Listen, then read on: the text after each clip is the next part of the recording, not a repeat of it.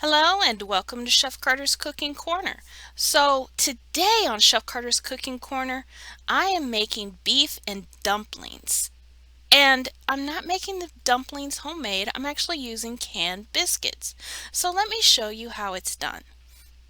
So, the first thing I did was I took about a pound and a half to 2 pounds of chuck roast and I removed as much fat as possible, cut it into big chunks, and let it boil for about 3 hours. You may have to go up to 4 hours.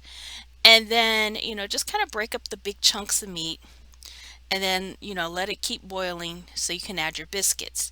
Now you can do whatever canned biscuits you have. I just happen to have Grands today.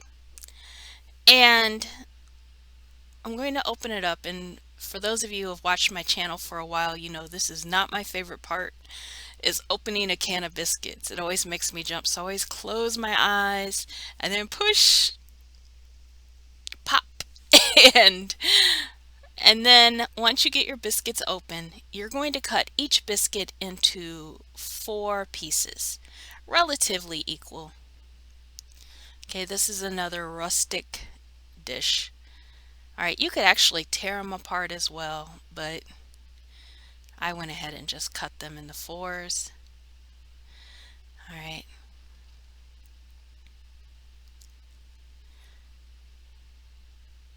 so this is a real country meal, at least to me.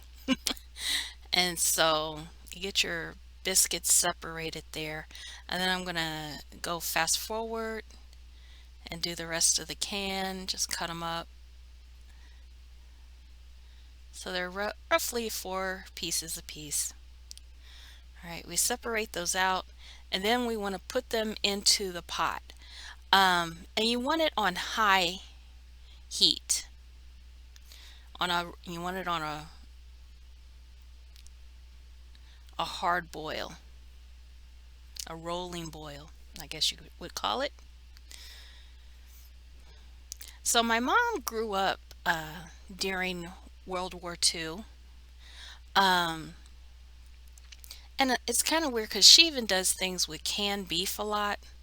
She found this canned beef the other day. I should have did a video on it. Maybe this fall uh, we'll find another couple cans and I'll show you. But she found this canned beef and she made beef and noodles with it. All right. But I'll show that to you another day. So you want to just kind of put your pieces of biscuit in there and then you want to stir them gently. They will break up, the ends will break up, and they'll swell up, but then they'll get smaller as the water boils, and it'll make kind of a gravy in there. It'll thicken it up. Actually, this batch got a little too thick. I had to add a cup of water to it later, which you'll see. And once you get them in there, they need to cook for about 15 minutes. Okay, and then you want to also make sure that nothing's sticking at the bottom of your pan. This is a very thick bottomed pan, so the heat is very even. So, and that's what it looks like. You want to make sure they're separated. Then I'm checking the bottom. I don't have a lot of liquid. I have about 2 inches of liquid in here.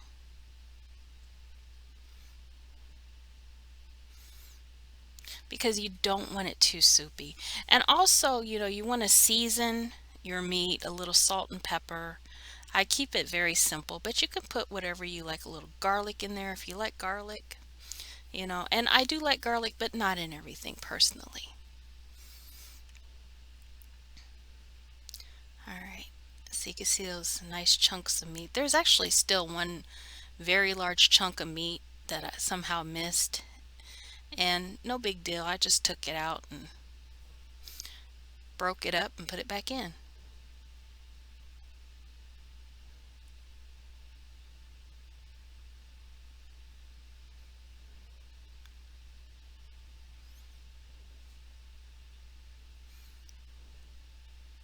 All right, and you can also see how the dumplings, they're kind of getting smaller. At first they were swelling up, now they're getting smaller. And it's been about 10 minutes and I wanted to check it So I took out one of the larger dumplings, cut it in half, put half the dumpling back in, and then I'm going to show you how I'm going to check it. You can actually see, like, I don't know if you caught that, but it's not done yet. So I have the dumpling right there on that plate, and I'm just going to take a fork and break it in half and check for the texture, what have you. And I could tell it needed about 5 more minutes. So yeah, altogether it took about 15 minutes for these dumplings to cook. And I did cover it, not for very long though. My mom says it's best not to cover it. Something about the texture, it makes the texture better if you don't cover it. So like I said, it was getting thick, so I added about a cup of water. And then of course things will evaporate, and as it sits it will get thicker as well. All right, and I'm scraping the bottom. As you can tell, it was kind of sticking, but nothing burned. Just monitor it, and you'll see like it'll start boiling again, and it's going to get thick very quick.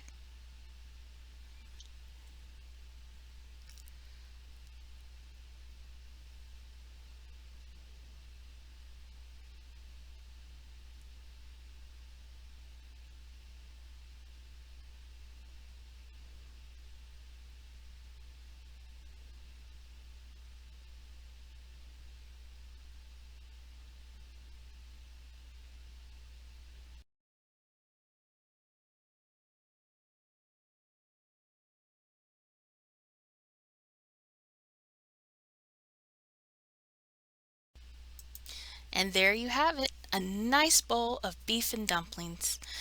And season it how you like, a little salt, pepper. If you want a little spicy, put a little spice in there. Well, thank you for stopping by Chef Carter's Cooking Corner. Remember to like, subscribe, share, and I will see you next time. Take care, y'all.